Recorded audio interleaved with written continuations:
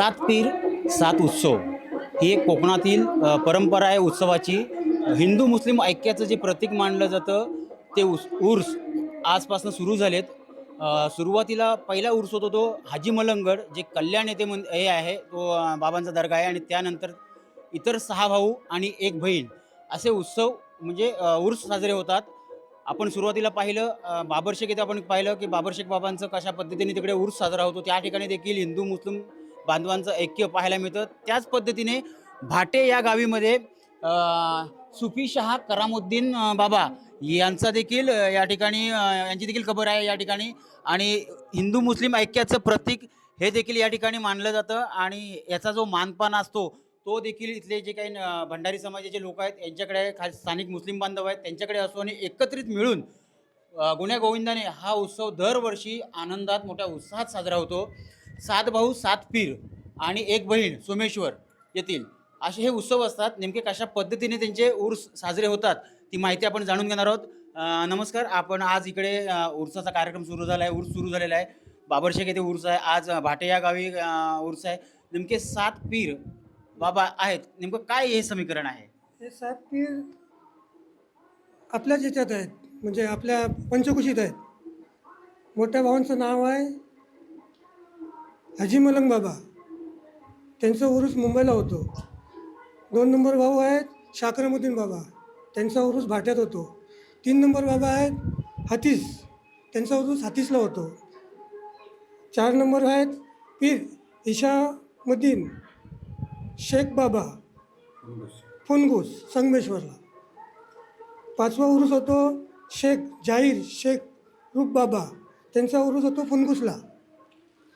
भाटे येथील शाकरामुद्दीनचा आणि पावस येथे भाटीवाडी शेख अली पीर बाबांचा उरूस होतो. या उरसाचे सगळे भाविकांनी मनापासून त्यांची ही करून त्यांच्यावरती श्रद्धा ठेवून सगळे पुरी रत्नागिरी जिल्ह्यातील लोक मोठ्या उत्सवाने हा उरूस साजरा करतात. 7 भाऊ 7 पीर अशी एक परंपरा वर्षानुवर्ष चालत आलेली आहे. आणि त्यामध्ये पण आपण पाहिलं की हाजी मलंग बाबा कल्याण येथे जो हाजी मलंगगड आहे त्या ठिकाणी तो उत्सव होतो. कालच तो उत्सव पार पडला. यापूर्वी 3 दिवसापूर्वी जे 7 पीर आहेत त्यांची बहीण सोमेश्वर येथे आहे, लाल बीबी असं तिला म्हटलं जातं, तिचा देखील तिचा जो उत्सव होतो तो देखील साजरा झाला. त्यानंतर बहिणीच्या उत्सवानंतर भावांच्या उर्साला सुरुवात होते. काल मलंगगड येथे उत्सव सुरू झाला, उर्स झाला. आज पीर बाबरशेख आणि आपण बघतोय सुफी शाह करामुद्दीन बाबा यांचा या ठिकाणी उत्सव होते. त्याचबरोबर इब्राहिम शेख बाबा हे आहेत, शेख जाहीर शेख बाबा फुनगुसचे आहेत, चांदशाह बाबा संगमेश्वर कुर्दुंडा इथले आहेत. आणि भाटे इथले आपण बघतोय आत्ताच ऐकलं की करामुद्दीन बाबा आहेत. पावस भाटीवाडी येथील शेख अली पीर बाबा असे 7 भाऊ आहेत. 7 भावांचा हा उर्साचा कार्यक्रम होतोय.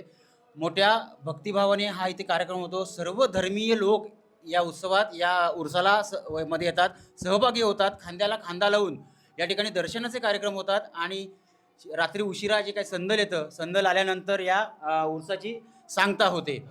अशा पद्धतीने या ठिकाणी उर्स होतो.